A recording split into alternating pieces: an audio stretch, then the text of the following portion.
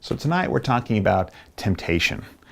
Right there in the middle of James chapter 1, verses 13 to 15. Now, right off the bat, now hopefully already you've wrestled with the passage. I don't want you doing this until you guys have wrestled with this as a group. It's important to know that word in Greek, that word temptation is actually the same word as test. And you see it in verse 12, like, blessed is a man who perseveres under trial. In verse 2, where it says, consider it all joy when you encounter trials of various kinds. Same word.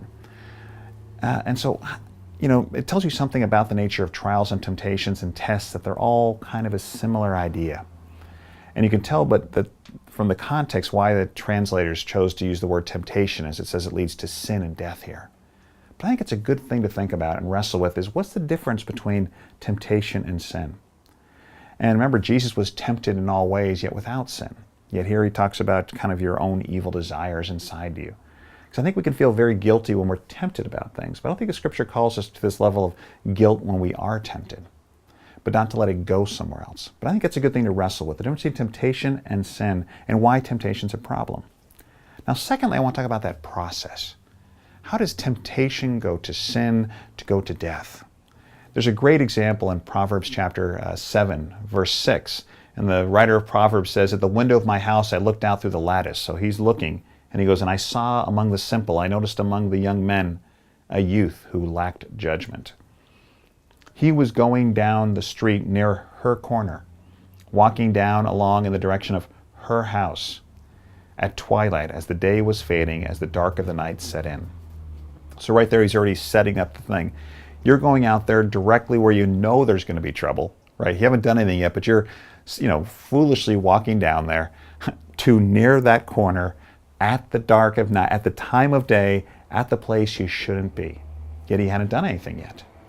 And then it says, then out came a woman to meet him, dressed like a prostitute. And eventually, as you keep on reading that passage, you'll see what happened to him, and he falls into sin. But the idea is that he kind of went to a situation where he would get lured in. Now, this is all sexual sin. And Proverbs uses the adultery a lot, but it's not because that's the only way of trial and temptation, but in some ways it's the most foolish one. It's sort of the ultimate foolish act, because the young man actually really gained nothing and ended up giving everything up.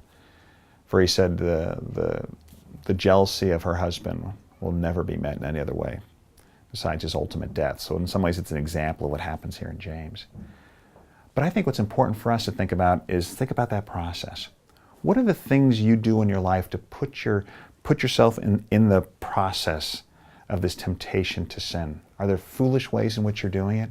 And when you're thinking about your sin, think about the things you find yourself doing that you don't want to do.